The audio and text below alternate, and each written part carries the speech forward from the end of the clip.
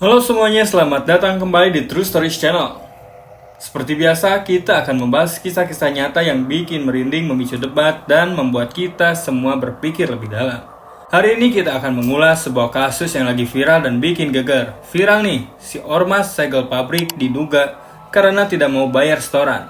Sebelum kita mulai, aku mau tanya dulu nih pendapat kalian. Bagaimana menurut kalian tentang ormas yang bertindak seperti ini? Apakah ini masih dalam batas kewajaran atau sudah kelewatan? Tulis pendapat kalian di kolom komentar. Oke, langsung saja masuk ke ceritanya.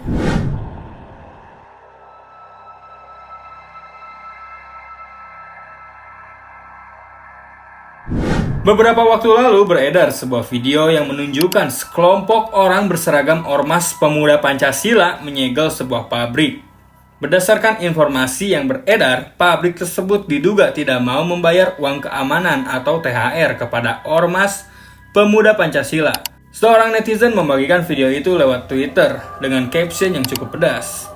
Komentar ini langsung memicu perdebatan panas di media sosial. Banyak yang setuju, tapi tak sedikit juga yang membela ormas tersebut.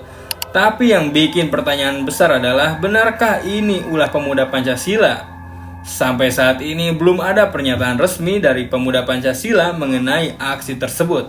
Namun, stigma tentang ormas ini yang sering melakukan tindakan semacam ini sudah berbentuk di benak masyarakat. Nah, kalau kalian sendiri bagaimana nih? Pernah nggak melihat orang atau yang mengalami kejadian serupa? Ceritakan pengalaman kalian di kolom komentar.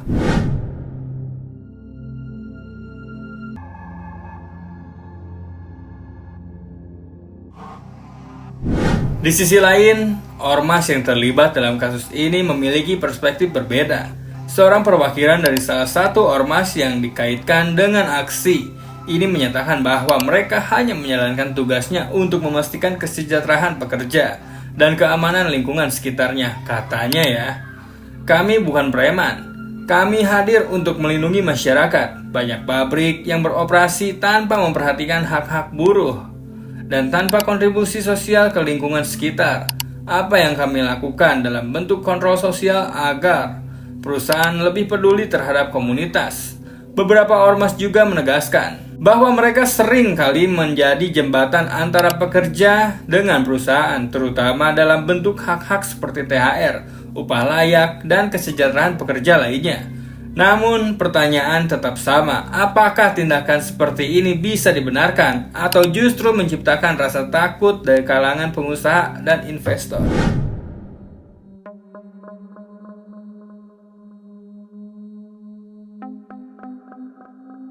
Fenomena ini ternyata bukan hal baru.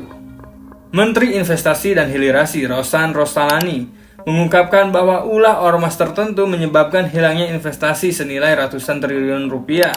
Ketika Ketua Umum Himpunan Kawasan Industri, Sani Iskandar menambahkan bahwa aksi-aksi premanisme ini bikin ekonomi Indonesia terhambat.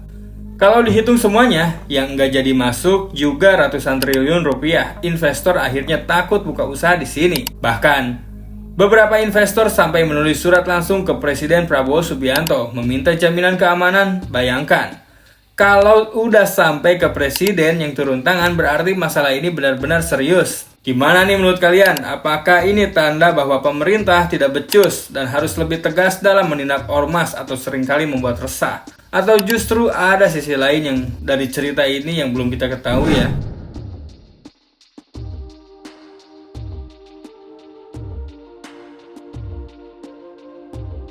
Kasus serupa sebenarnya sudah sering terjadi. Contohnya, tahun 2021 bentrokan antara ormas PP dengan FBR di Pasar Minggu, Jakarta Selatan.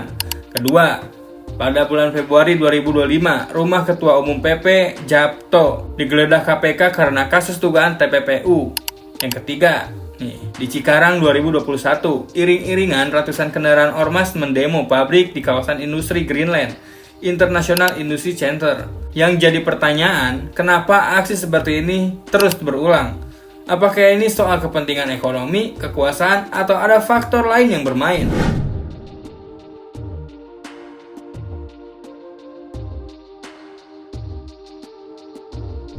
Dalam menanggapi kasus ini, Gubernur Jawa Barat Deddy Mulyadi mengumumkan rencana pembentukan Satgas Anti Premanisme untuk menindak kelompok-kelompok yang meresahkan dunia industri. Deddy mengungkapkan bahwa ia sudah berkoordinasi dengan Kapolda dan Pangdam untuk membentuk Satgas yang akan beroperasi hingga tingkat kecamatan. Kami akan melengkapi berbagai fasilitas untuk mobile dengan target dalam tahun ini Jawa Barat bebas dari premanisme. Deddy Mulyadi juga menyoroti beberapa kasus intimidasi oleh ormas termasuk intimidasi terhadap security di Kota Bekasi yang lagi viral ini nih. Aksi ormas yang mendaburkan sampah di depan Dinas Kesehatan Kabupaten Bekasi yang lagi viral sekarang juga, dan penampakan 6 anggota ormas di kawasan industri Surya Cipta akibat premanisme. Menariknya, Surya Cipta merupakan lokasi pendirian pabrik kendaraan listrik BYD yang akan merekrut 16.000 tenaga kerja. Deddy Mulyadi juga menegaskan bahwa semua masalah ini di kawasan itu sudah diselesaikan. Selain itu, Deddy Mulyadi juga mengungkapkan bahwa praktik pencalonan tenaga kerja di Jawa Barat sangat tinggi. Banyak oknum dari berbagai pihak yang bekerja sama melakukan perekrutan tenaga kerja dengan biaya 3 juta sampai 30 juta per orang. Ia juga menugaskan bahwa sistem perekrutan tenaga kerja harus langsung dilakukan oleh perusahaan tenaga, bukan perantara ataupun calo. Kasus penyegelan pabrik yang nggak ada kerjanya ini masih menjadi misteri. Belum ada pernyataan resmi dari pihak si ormas, tapi dampaknya sudah terasa ya. Kepercayaan investor semakin menurun, ekonomi terancam punah, dan masyarakat semakin khawatir. Bagaimana nih menurut kalian? Haruskah pemerintah bersikap lebih keras terhadap ormas-ormas aneh yang sering bikin gaduh? Atau justru ada peran sosial yang harus diperhitungkan? Tulis opini kalian di kolom komentar, karena diskusi kita bisa membuka perspektif baru. Dan jangan lupa like, share, subscribe buat terus dapetin berita update terbaru kasus menariknya. Terima kasih sudah menonton.